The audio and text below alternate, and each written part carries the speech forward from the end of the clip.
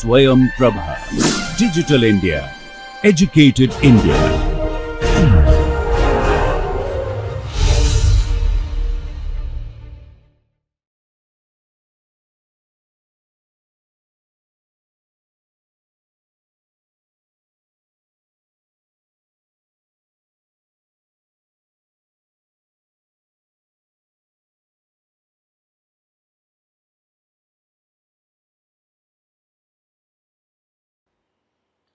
All right, so good morning, good afternoon.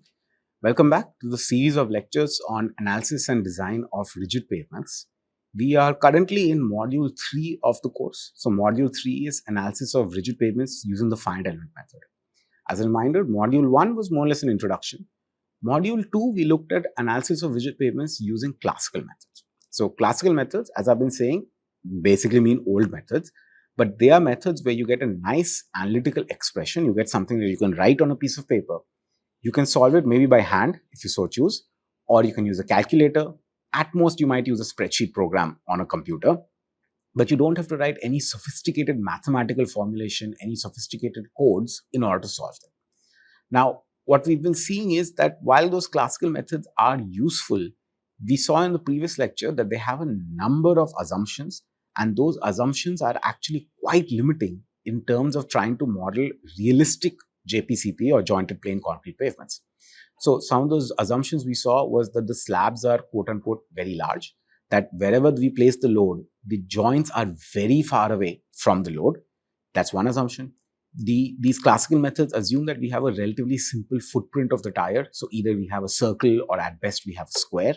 But as we saw in the previous lecture, the actual tire footprint is fairly complicated, and it's nothing even close to what those analytical methods assume. Other assumptions that analytical method makes is, for example, of a tensioned spring, that basically if you lift your foot up from the ground is somehow going to pull you back down. That's the assumption which it's making when it's analyzing rigid pavements. So, and we saw several other assumptions also.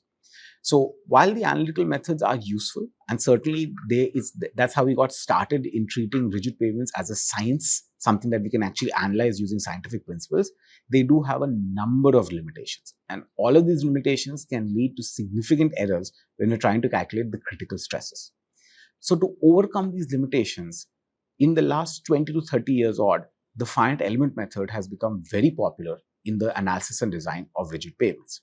Now, the idea of the finite element method, not just for rigid pavements, but basically to solve for any sort of structure, that method is not particularly that new. It's well over 100 years old. The finite element method and its principles are quite old, but it's really picked up steam and it's become very popular, maybe in the last 20 to 30 years, because digital computers have become more accessible, they've become more powerful. And today, in fact, we have so many libraries that can do a lot of modeling for us, that an engineer can actually perform a finite element simulation without knowing too much about the finite element method.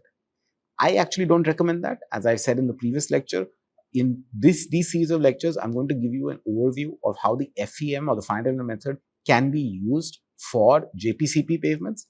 However, I strongly encourage all of you, especially those with a civil engineering background, I encourage all of you to actually take a formal course in the finite element method, so you understand all the ins and outs. It's a very interesting, it's a very beautiful method in some ways, but it takes some detailed, dedicated learning. You're definitely not going to learn it in a couple of lectures. That said, what I've been trying to do in a series of 3 lectures, of which today is the second lecture, what I've been trying to do is to show you how we can model JPCP pavements using the finite element method. So we're not looking generally how to solve any problem using FEM. We're looking how to solve particularly the JPCP or jointed plain concrete pavements using the finite element method. So in the last class, I gave you an introduction to the finite element method. What I said for the finite element method is that we basically have a domain. First of all, we give up the idea of getting an exact solution. When we try to get analytical solutions, we are basically trying to get exact solutions. We drop that idea. We are not going to get an exact solution. Instead, we discretize our domain into a finite series of nodes, and we connect those nodes using a finite number of elements, hence the name finite element method. So we basically broken up our domain into a finite number of elements, and within each element, we hope that we can minimize the error but not set the error to 0. We hope that we can minimize, in particular what we saw, we hope we can have the weighted error or weighted residual, say integral of W or dx. We hope that this can be 0. That's what we're trying to get with the finite element method. We saw last time in the last lecture, I solved a pretty simple ordinary differential equation. It's something you might have seen in one of your maths courses in the past. We saw an analytical solution. The analytical solution, where it was possible to derive the solution, but it was not a particularly nice solution to derive. It would be quite a difficult, quite a challenge for you as a student to actually get that solution, or even me as an engineer for that matter. But what we saw is that we were able to get a pretty good solution as long as we had a reasonably large number of finite elements. So we had started with the assumption. So in the previous lecture, we had basically a solution which was like this. And we started with the assumption that we have only 2 nodes and 1 element, and we got a terrible solution. But as we increased the number of nodes, we started seeing that we got better and better solutions as we moved along. So one of the assumptions of the finite element method is, as the number of elements n tends to infinity, it will never be infinity, but as it becomes a large number, then the error in our solution, we hope, tends to 0. So that is the basic advantage of the finite element method. Disadvantage of the finite element method, of course, there's a lot of maths. Certainly, it's not as nice as looking at those nice Westergaard solutions. It takes much more effort to be able to understand how to do it. The other disadvantage, which is not really much of a disadvantage anymore, but the other disadvantage is that you have to implement it on a computer. In the finite element method, we start with a differential equation, either an ODE or a PDE. We start with a differential equation and we turn it into a series of linear algebraic equations or a series of linear algebraic equations. And when I say series, I don't mean 2 or 3. It can actually be millions of equations. Obviously, we're not going to solve a million equation by hand. So you definitely have to write up a computer program in order to solve this. Fortunately, it turns out computers are very good at solving such large systems. And today, in this day and age, we actually have such good libraries and such good tools available for solving the finite element method that you as a user can actually solve a finite element problem without having too much background in the finite element method. Of course, you should know what it is. You should know the advantages and the disadvantages, and especially the shortcomings of FEM. But computers are so good today that you don't have to know the ins and outs. So when I say it's a disadvantage that we have to solve a very large set of systems and we have to write computer programs to solve them, in practice today, it's not really much of a disadvantage. It's possible to do. It's quite easy to do, actually. Anyway, today's lecture is our second series of lectures, second in a series of 3 lectures on the use of finite element method for solving plates. JPCP, we model them using plates. Again, we model them using the Sophie-Germain equation, which we will see today. In the last lecture, I kind of chose a somewhat arbitrary differential equation. It's something you might have seen. So I chosen d square u over dx square plus u is equal to 2x square, where x was defined in some -1, 2, and we specified some boundary conditions. So I had chosen this. This had no physical significance as such. I just showed it to you to see what are the benefits of using the finite element method. What we're going to do in today's lecture is we're actually going to derive a certain scheme which is called the Hermite interpolations for functions. We're going to derive a certain series of functions for medium thick plates, which is what we use for modeling JPCP. So we'll actually derive a formulation for plates using the finite element method. We won't finish it all the way. We will have to go a little bit into the next lecture to finish the formulation, but we'll start today by looking at how we get this formulation. Okay, so as a reminder, the governing equation is the Sophie-Germain equation with a correction factor added for the Winkler foundation. So this d over here is a scalar value. D is the plate stiffness. So it's EH cubed divided by 12 into 1 minus nu square. Again, the plate stiffness and the radius or relative stiffness, they are so important that you should know the expressions at the tip of your fingers. It's useful to memorize these expressions. So this is D, and so W, what we assume here in this plate equation is that we don't have any transverse shear, which means if I'm looking at the cross section of the slab, the deflection at this point is equal to the deflection at this point is equal to deflection at any point in between. There is no transverse shear. And so we actually solve the displacements or the deflections only at the neutral plane. And that we say is W. And W is now a function of only X and Y because it has a fixed depth, which is H over 2. So W is only a function of X and Y. And so we have this equation where we are only trying to solve for W at each point, X and Y. What you will notice further is that this equation is actually 4th order, what we call a biharmonic equation. The previous differential equation which I showed you last time, that was this, I had it over here, this d square over d square. This is 2nd order because you have a 2nd order derivative over here. in this case, our governing equation is a fourth order derivative. So we call that a biharmonic equation. It can still be solved using the finite element method. It's just a little bit more complicated to solve using the finite element method. Okay. Now, what I want you to recall that in the finite element method, first of all, we were interested only in approximate solutions. So we give up the idea of trying to get an analytical solution. Furthermore, for those approximate solutions, we were only trying to solve them at discrete nodes. So we took our entire domain, let's say this is our domain, and we discretized it into a series of nodes, and we were only going to solve whatever values we were interested in at those particular nodes. The values that we were interested in, so in the last lecture it was U, the values at the node, so it could be U1, U2, so on. These values that we are trying to solve for are called the degrees of freedom. This is a very common term which you'll hear in the finite element method. The degree of freedom is simply what are the unknown values that you're trying to solve the system for, which in the previous lecture, that differential equation we saw, that was U1, U2, U3, etc., how many ever nodes you had. So the values that we want to evaluate at each node is called the degree of freedom. The question is, we saw what the degrees of freedom were for that somewhat arbitrary differential equation. For plate theory, for this differential equation, what are the degrees of freedom that we're interested to solve for medium thick plates? Okay, there are a couple of answers to that question. You can imagine that a plate, and I'm going to make an attempt to do it. I'm not very good at drawing 3D drawings, but I'll make an attempt. So this is, for example, a 3D drawing of a plate. Okay, not bad. This is a 3D drawing of a plate. Let's imagine that we have a node over here. You can put a node anywhere you want, but let's say we have a node over here. In reality, if I told you to go out and look at a rigid pavement, what are the different deflections that this slab could take? If suppose I generate a coordinate system, which is like this, suppose I have an X and a Y and a Z over here, then this node can have a displacement or a deflection Ux, Uy, and Uz. So at one node, I can actually have 3 displacements. So for a 3D body, we can actually solve for 3 displacement components per node, Ux, Uy, and Uz. In that case, we say that our nodes, each node has 3 degrees of freedom. So each of these components is a degree of freedom, and so each node has 3 degrees of freedom. We could make a different assumption.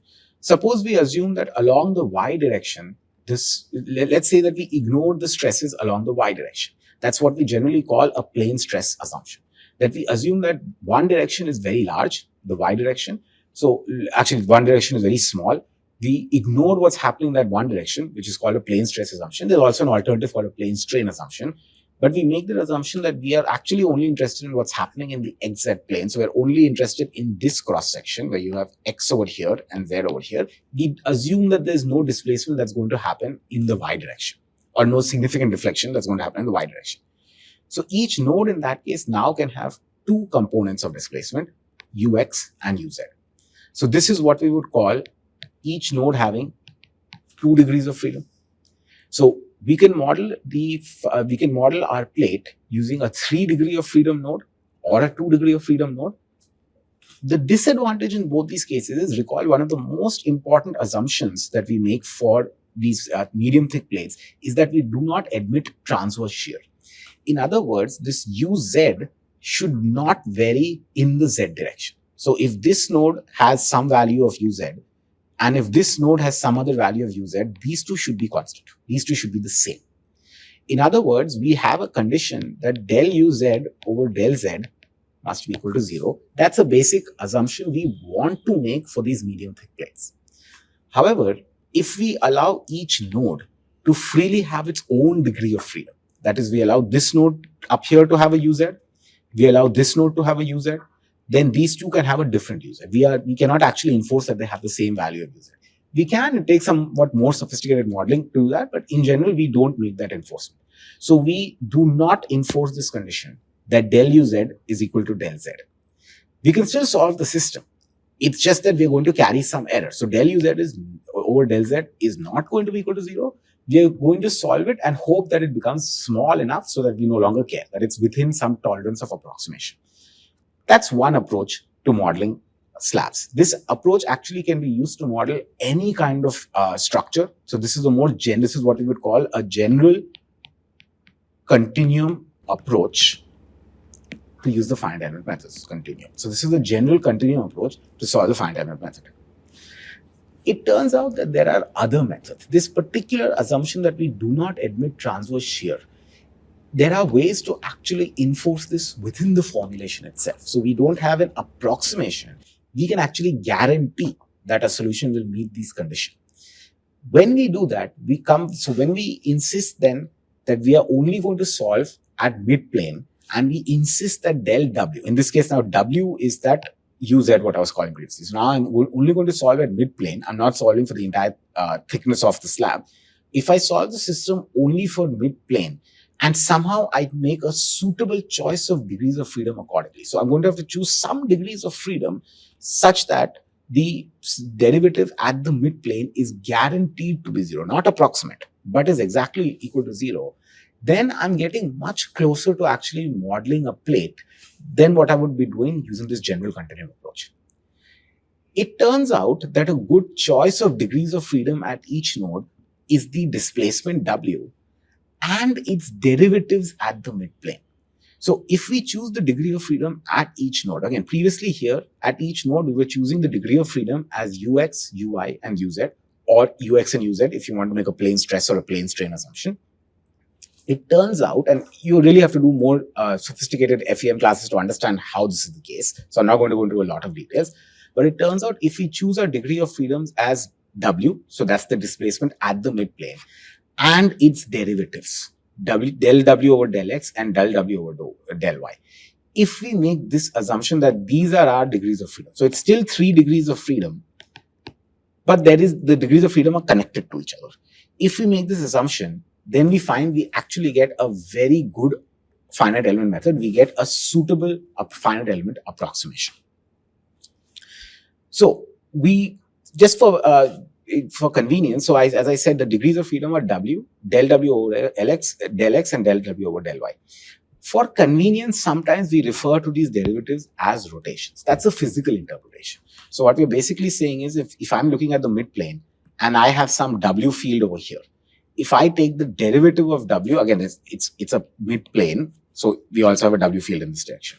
So for example, if this is X and this is Y, and I have some W field over here, if I take the derivative of W with respect to X, so basically I end up getting this angle, or if I take it with respect to Y, I end up getting this angle, so this theta X and theta Y. We can physically interpret these to being rotations.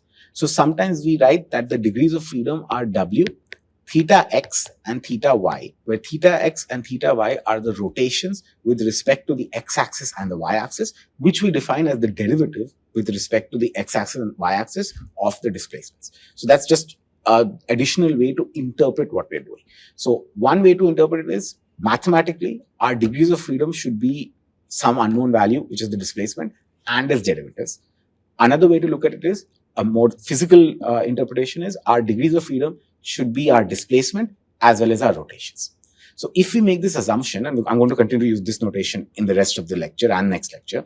So if we make the assumption that our degrees of freedom are the displacement and the rotations about each axis, then again, I get a 3 DOF system per node. And using just this assumption that these are going to be our degrees of freedom per node, we can actually calculate the stiffness matrix Ku is equal to F. Again, whenever we do the finite element method, at the end of the day, we want to get this sort of a series of linear equations, which then we can solve using a computer.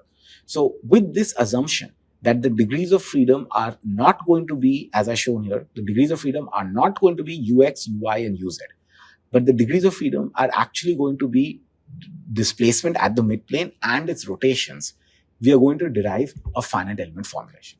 By the way, this particular technique, where we are using these degrees of freedom, where we are using degrees of freedom as the derivatives of certain values, this particular approach is what we call reduced order modeling.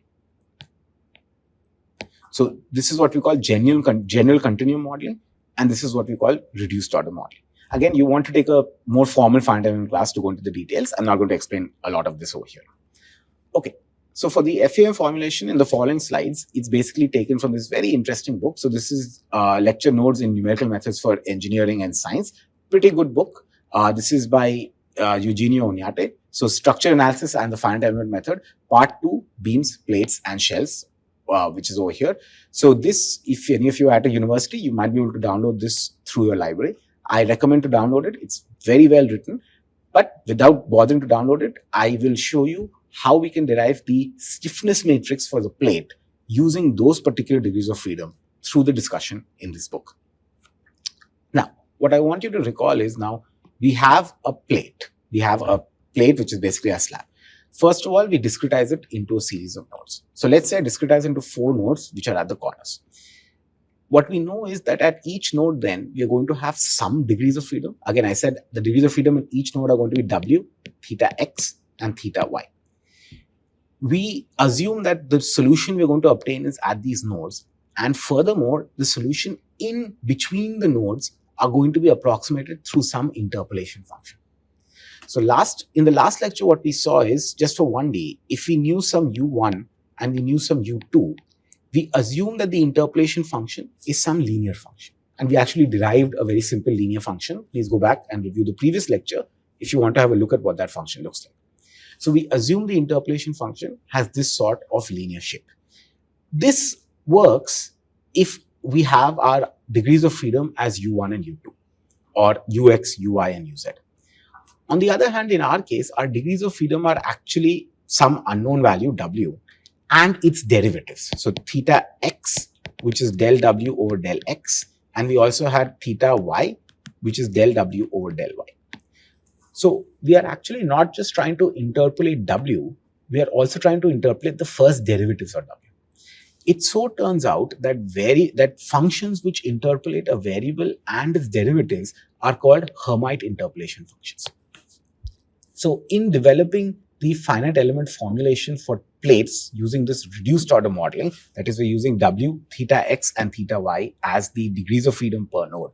In order to obtain what is the finite element formulation, we actually have to figure out what are these functions which are going to interpolate not just the displacement, but also the derivatives of the displacement. And those functions are called Hermite interpolation functions. So we need to then derive what these Hermite interpolation functions are. Before we do that, I just want to set up the problem formally. We're going to see quite a lot of mathematical notation going in today's slides. So I just want to make sure I set up the notation properly. So here I have a plate, right? This plate, I assume, is going to satisfy the equation d del power 4w plus kw is equal to q. And now I'm going to solve it at each node. So I basically discretized it into 4 nodes. That's the nodes at the corners. You can, by the way, discretize into more nodes than that.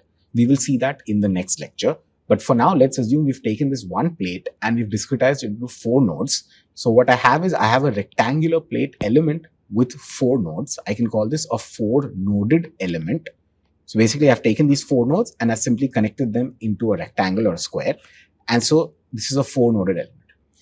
At each node, I'm going to solve for the degrees of freedom. My degrees of freedom are W, theta x, and theta y. I solve for them at each node, so I simply use the following notation. I'm going to number each node or enumerate each node as follows. So I've got node 1, node 2, node 3, node 4.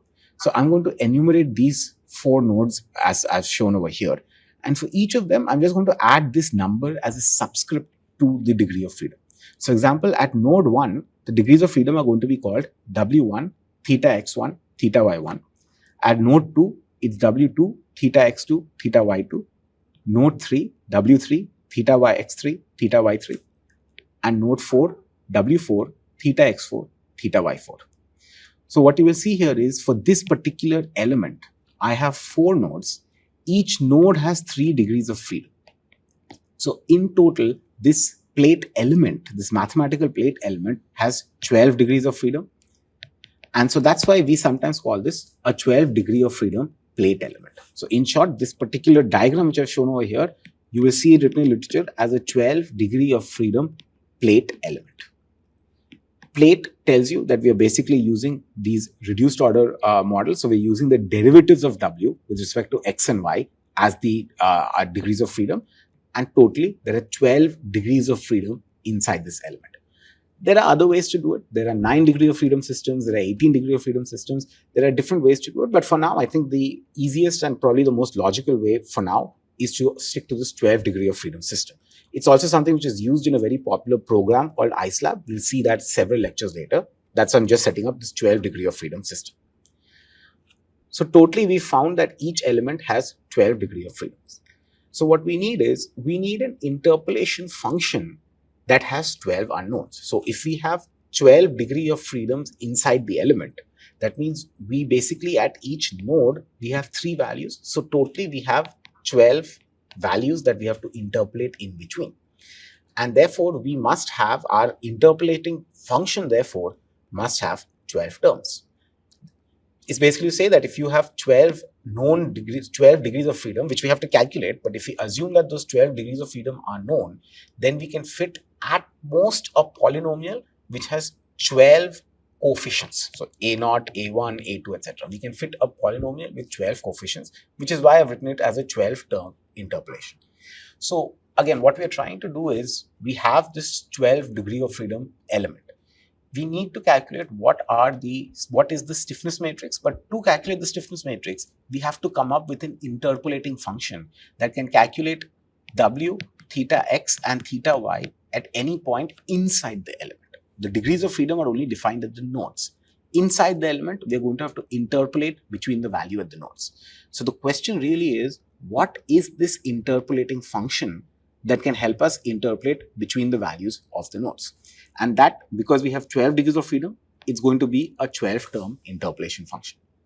Now, as it so turns out, there is no unique answer to this. There are actually many choices for 12-term interpolating functions, and I'll show you where those choices come from. So it's really up to us what interpolating function we want to use. As it turns out, many researchers in the past have already looked at this problem, and they've come up with a variety of different solutions. And each of those solutions, each of those interpolating functions has certain properties. So it really depends on what additional properties you want those interpolating functions to satisfy. So we have many choices. We are particularly going to go through one particular choice. I'll show you formally what that interpolating function is. But the basic assumption is, suppose we have a plate, and suppose next to it we have another plate. Now the plate is going to deform.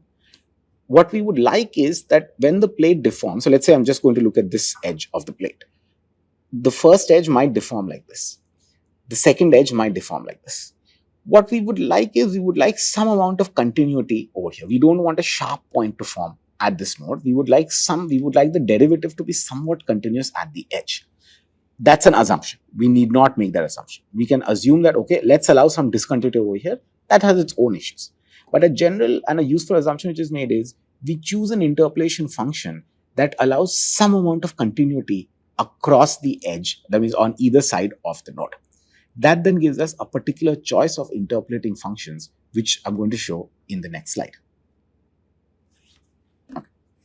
Okay, so we need to figure out what this 12-term interpolation function is. It turns out a very useful one was developed by Melosh, Rinkovich, and Cheng, which I'm just going to generally just shorten the name. This is called an MCZ element. So the MCZ 4-noded plate rectangle is something which you will see commonly used in literature for JPCP applications. This has 12 degrees of freedom. It's the same as what I showed over here. So the interpolation function which actually these three propose. So when they developed this formulation, they basically proposed an interpolation function. They proposed this interpolation function. So first of all, you see it's a function of x and y. So this is w of x comma y. So it's this interpolation function, which is a function of x comma y, and it has a number of coefficients a1, a2. It actually has 12 coefficients. That's exactly what we saw last time. Because this has to interpolate 12 degrees of freedom, it has to have exactly 12 coefficients. Now, some of the coefficients are pretty straightforward. A1, which is a constant, so it's not a coefficient of x or y, it's just the constant or the intercept as it's called sometimes. We have A2 and A3, which are coefficients of x and y respectively. So that gives these two give us the linear terms. In terms of the quadratic terms, we've got a4x square, a6xy square, y square, and a5xy. So we have all the possible quadratic terms.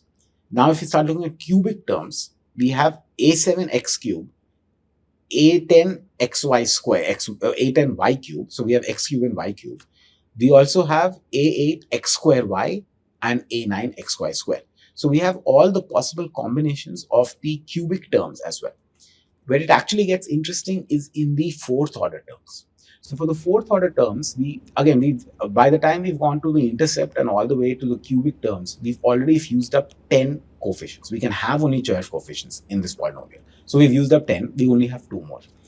Which 2 do we use is actually where a lot of the fun of developing these polynomial interpolations come from. The next set of interpolants, naturally, we've used up everything up to cubic. So next we have to go to to quartic or fourth order polynomials. So we could do x bar 4, we could do y bar 4. We have x square, y square, we have xy cube, x cube, y. So we have these variety of options in terms of which biquadratic or which fourth order polynomial to use. What this MCZ polynomial does, it uses these two. A11 into x cube y plus A12 into xy cube. So it does not actually use these first 3, which I showed over here. It ends up using the last 2. The reason for it, again, as I said in this slide, it's so that you get some amount of continuity in the deformation, or the rotation has some continuity at the edges across different elements. So the choosing these 2 particular L terms in the interpolation function allows us to have that amount of continuity. That was the basic idea behind the MCZ element. That to get this continuity, these are the only terms which you can possibly use among the fourth order terms. It's only these 2 terms that will provide you that continuity which we seek. As I said previously, there is no need that this is the only way to do it.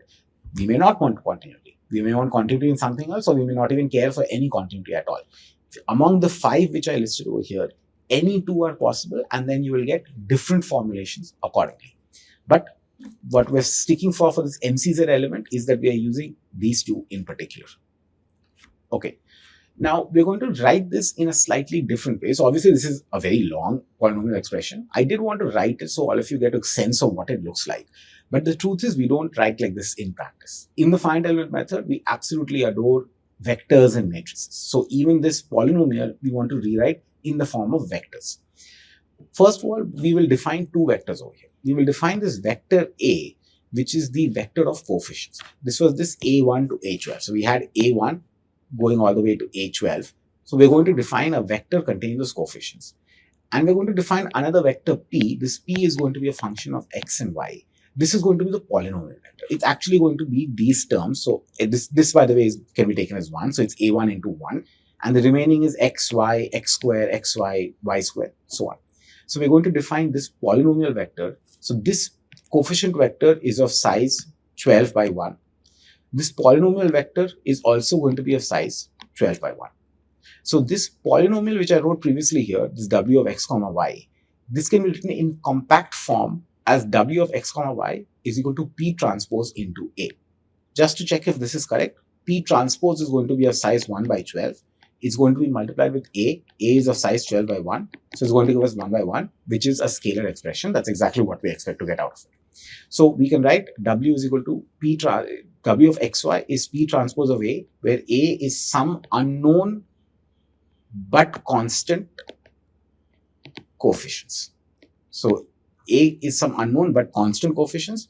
P is a series of functions which are a function of x comma y. So P is a function of x comma y. What we would like to figure out is how do we get these constant unknown coefficients? Remember, what we are seeking is some w of x comma y. We want an interpolation function. So actually we want some n transpose into some w bar, where w bar is the vector of the degrees of freedom. So it's the 12 DOS. It's a vector that contains 12 DOS. So we actually want something like this. So really what we want is, how can we convert this A into W bar so that, and then what happens to P as a result, so that we get our interpolation functions. We are trying to figure out what these interpolation functions are. Okay, so, well, as it turns out, we have to get these 12 coefficients, we need 12 equations. And it so happens that we have these 12 equations.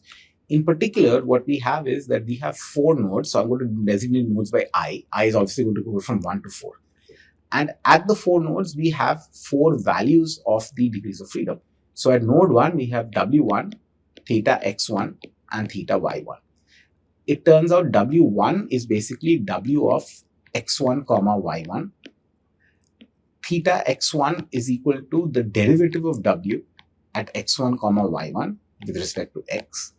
And theta y1, as I've written over here, is the derivative of W with respect to y at x1, y1.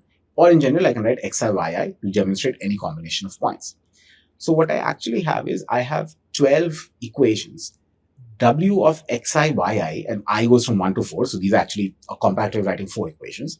So W of xi, yi is equal to Wi, which is the value, which is the degree of freedom at the node.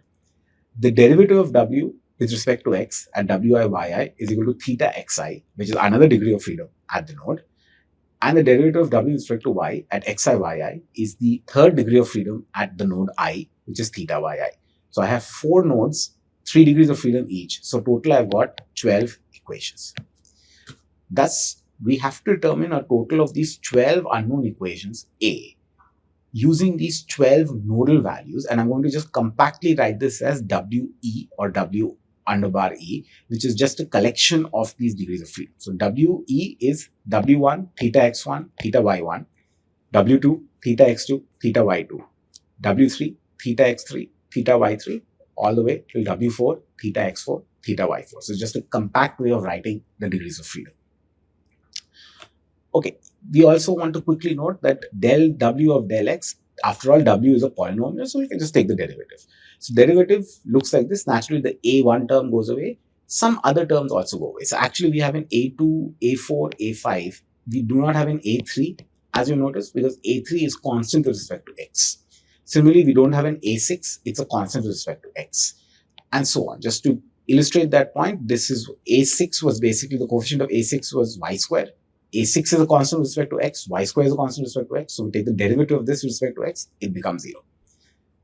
Again, I encourage all of you to please do this derivation yourself. I'm just showing you the equation, what comes after the derivative, but please do the derivative yourself so that you actually get some experience in this. Don't treat this as a black box. It's actually fairly easy mathematics to perform. So this is del W over del x. Similarly, we have del W over del y. So, and of course, previously we already had W, which we had already defined, that was P transpose A. So that gives us the expression for W, del W over x, del W over del y. We can then write out these 12 equations. So we can succinctly write the 12 equations as W is equal to A into A. So where this A previously is those unknowns. So if we basically substitute, for example, to explain what this is, let's do the first equation. So the first equation was that W of x1 comma y1 is going to be equal to W1. Well, W of x1 comma y1 is basically this polynomial which I have over here. It's this polynomial evaluated at x1 comma y1. This is what it looks like. This is going to be multiplied naturally with this vector of A. So what I have over here is A1, A2, so on, A12. So what I get is the first row multiplied by this vector is going to give me W1. Similarly, if I look at this expression, and in this expression, if I substitute x1 comma y1, and noting that some coefficients are 0, then I get this second row, where you see I've got x1, y1 everywhere, and then I have a couple of zeros for those terms which are zeros.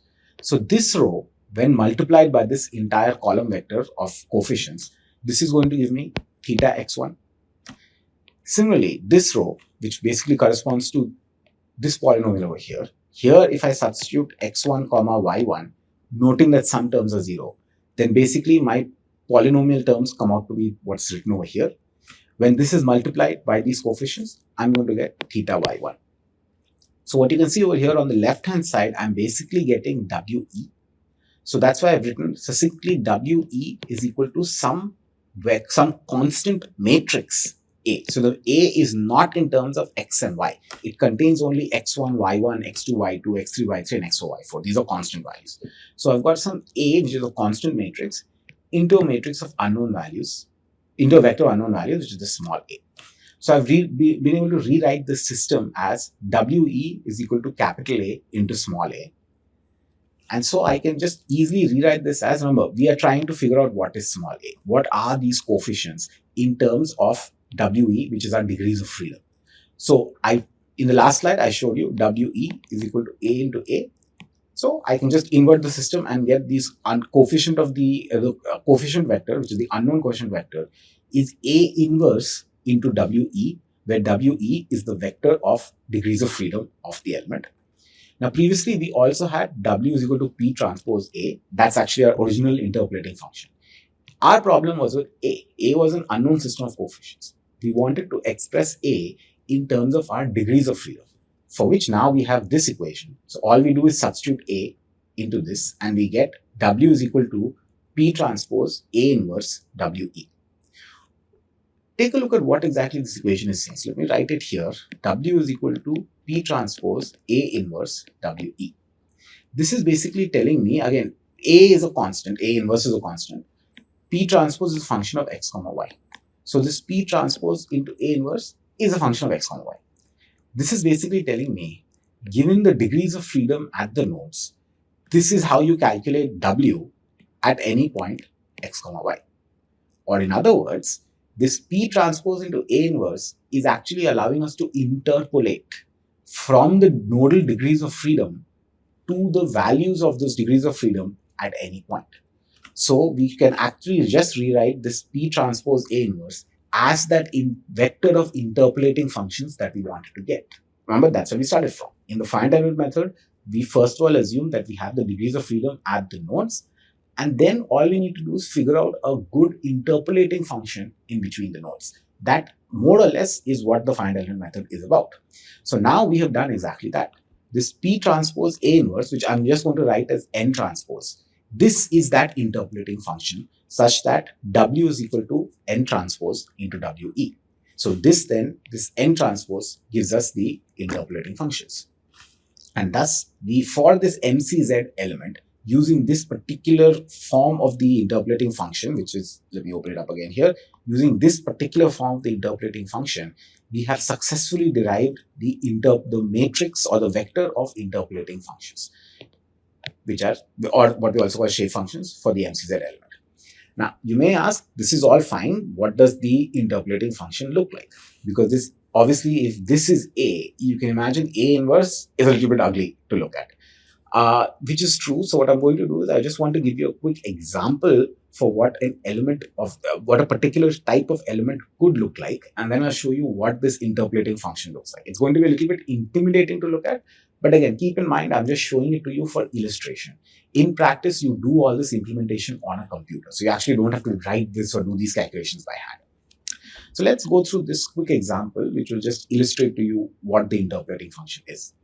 So consider a rectangular plate which has the following shape. So it's rectangular, and note that it has 4 nodes, but to each of these nodes, I have now assigned a particular coordinate. And my coordinate system is basically x, y over here. So I took node 1 as 0, 0. So node 1 is my origin. I'm basically, then I take node 2 as a comma 0. So along the x direction, I'm moving by a. Node 3 is a comma b. So compared to 2, I'm going up along the y-axis by a length of b.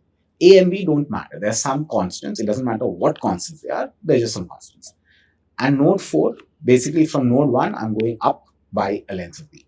So really what I'm doing is I have a rectangular element of length a and width b.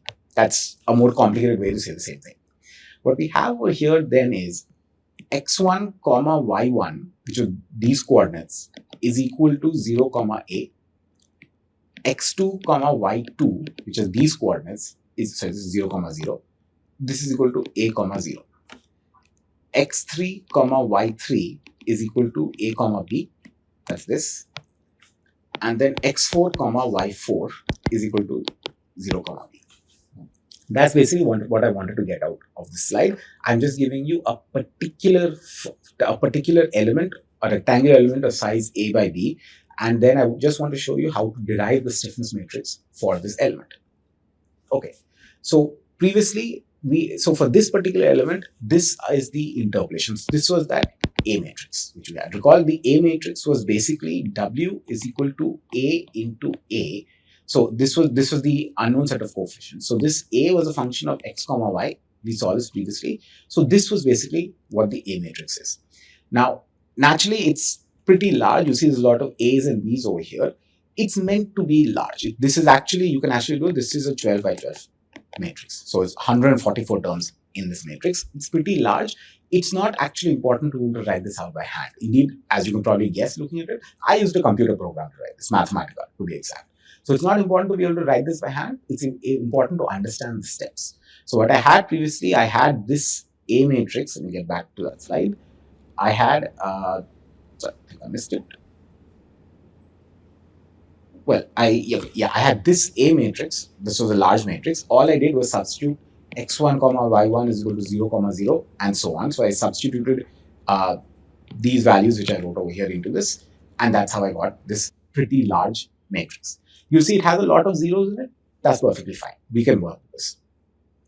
And I had also defined, so we already had the P vector. The P vector was basically 1, x, y, x square, x, y, y square, so on. So we already had the P vector. And we had defined the vector of shape functions, n transpose, as P transpose into A inverse. Now, obviously, inverting a 12 by 12 matrix is not something you want to do by hand. As I said again, with the finite element method, we don't solve these methods by hand. Maybe a very small problem we solve by hand for illustration, but particularly when we're looking at for solving a realistic system like JPCP, which has 12 degrees of freedom, we don't solve these by hands. So again, I just used a computer program to evaluate the inverse of A and also to multiply it by P and also to do further simplifications. So this N transpose, I basically get this. Let's briefly just take a look at this. So obviously this is a 12 by 1 vector. I have 12 degrees of freedom and therefore I'm going to have 12 shape functions, one shape function per degree of freedom. All right, what I have over here is that if you look at these particular terms, you see that there's an x cube over here. Another one, you see an xy squared, you see an x cube y. You have an x cube y over here. You have an x cube y over here. So if I only consider every third value, so this corresponds to W1, this corresponds to W2, this corresponds to W3, and this corresponds to W4. These are the shape functions for the Ws. You will see that each of them happens to have a fourth order term. So the shape functions for the displacements are fourth order shape functions. That's not entirely surprising given that we are actually our original equation is actually a biharmonic equation. So this is not all that surprising. Now, if you look at the other one, so this particular shape function, this is for theta x1, this one is for theta x2, this is theta x3, and this is theta x4. And similarly, this is for theta y1, this is for theta y2, this is for theta y3, and this is for theta y4. Here again, you will see you have an x cube y over here, xy cube, xy cube, so on. So you'll see that in this case also, our interpolation functions are fourth order polynomials. So that's generally going to be the case when you use an interpolation function of this sort. When you have 12 degrees of freedom, you're going to get a fourth order polynomial. So what we have is we have a system of 12 fourth order polynomials, which is our system of interpolating functions. And so we can write very compactly. So I'm going to go back to a slight compact notation at this point. So we have W is equal to N transpose under bar, just to show that it's a vector, into W bar, where W bar is the vector of degrees of freedom. It's of size 12 by 1. N transpose is the vector corresponding of the corresponding shape functions of each degree of freedom. It's also size 12 by 1, but naturally because I'm doing a transpose, this is a 1 by 12. So when I multiply them, I get a scalar expression out, which is exactly what I wanted. And so now we have this approximation. We will need one more approximation. In the next lecture, we'll actually go into the full-fledged finite element formulation and we'll see stiffness matrix, etc. But we actually need one more formulation. If you recall from plate theory, we weren't just interested in the displacements. We were actually very interested in the strains. And we had derived these particular expressions. I encourage you to go back. We basically had derived that sigma x is equal to minus y over r. And then we had a relationship for r with w. So please go back to those lectures on plate theory. It was a while ago. And you'll see that we had derived these expressions. These expressions are basically telling us what is the, in a continuous sense, what is the relationship between the strains, the different components of the strains, with the displacements. And these are the relationships that we got. Naturally, you notice each strain was a linear function of z or of the depth, which is also something that we expect for plates. Now, these three equations that we derive, these are basically what we call continuous forms of equations. That is, if W is derived continuously, if W is defined everywhere, not at nodes, not at individual degrees of freedom, but if W were defined everywhere, then this is then how you calculate calculate the strains. In the finite element method, of course, what I've written over here, W is not defined everywhere. For W, we only have the corresponding degrees of freedom. So we have W1, W2, W3, W4 for an MCZ element. So we only have 4 values. So this one way to read this equation up here is we have a discrete form of W. That we define W at certain points and then we use the interpolation function to calculate W everywhere else. We need to come up with a similar idea for strains. That we now actually, again, define W at certain discrete points, and then we need some type of a function which can interpolate not the displacements, but interpolate the strains at any point xy within the MCZ element. So how do we come up with something like this? Well, we start with the idea that we just rewrite this in slightly. So what I can rewrite this as, just putting it into a vector form, I can write this as epsilon x, epsilon y, epsilon z, so that's a vector. I can take the minus z out because it's a constant. This is minus z. And what I'll do is I will just put the operators into the vector. So I'll just put W outside and I'll create this as a vector of differential operators. So this is going to be del square over del x square. This should be the epsilon x, epsilon y, epsilon xy. So this is del square over del x square. This is going to be del square over del y square. And this is going to be del square over del x, del y. I can again write this in a compact form as we generally like to do in terms of B. So what I'm getting now is epsilon in a continuous sense is going to be equal to minus z b w, where w is a continuous value, so it's not a vector, and b are these partial differential operators. This is the continuous expression for strain. What we seek is actually a discrete expression for strain because w is only known at discrete points. So we write w is equal to n transpose bar w bar. And now if we actually plug this in, then we get B. So B, previously B was just the operator. Now we actually get B is del square N divided by del X square and the other two terms along with that. So this is over here. N again is N is what we had over here. This is N. So we know the polynomial. Some N, we can therefore take the derivative of N. If you know the polynomial, we can take its derivative. So what we have then is when I won't show it fully because you can do this yourself. But when we actually stick in these values of N, then what we get is B just becomes an operator. So B then is some function of x comma y. It's a polynomial. B then is also a polynomial. What B is doing on the other hand, N is interpolating for the displacements. B is going to interpolate for the strains.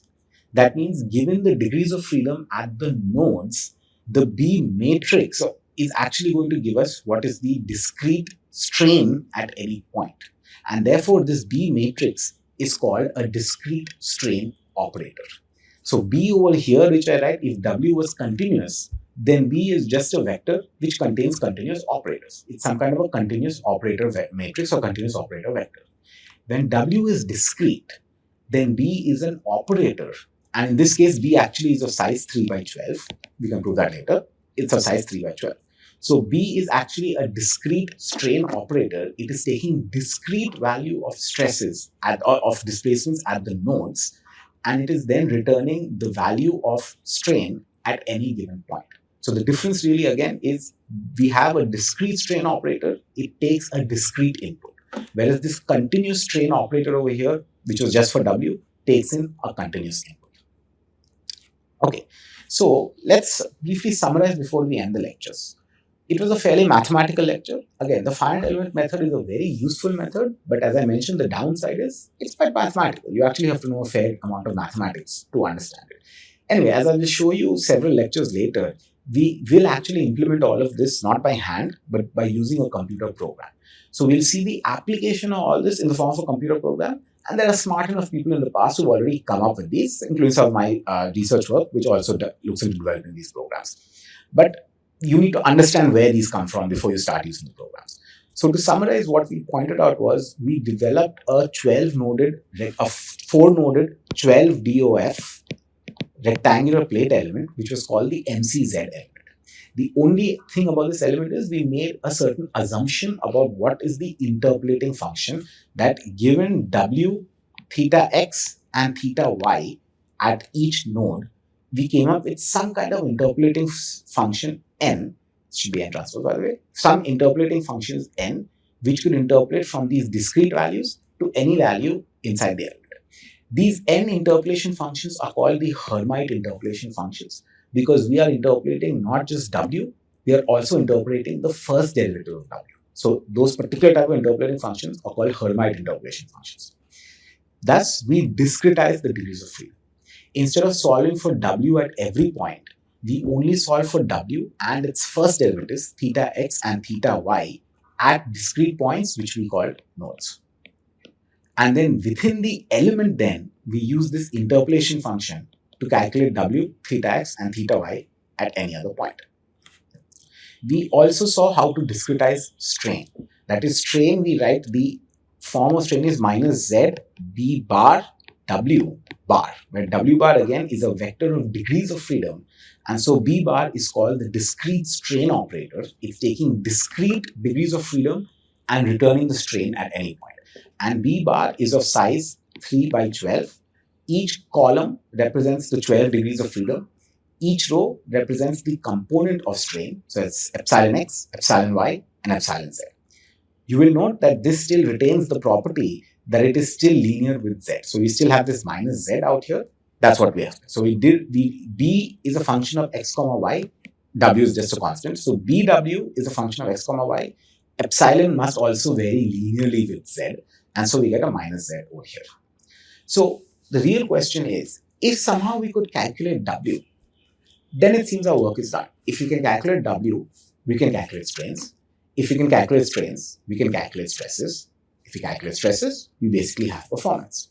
So the real question that we are left with is, all this formulation is fine. How do we calculate W? How do we calculate the vector of degrees of freedom? And that's what I'm going to look at in the next lecture.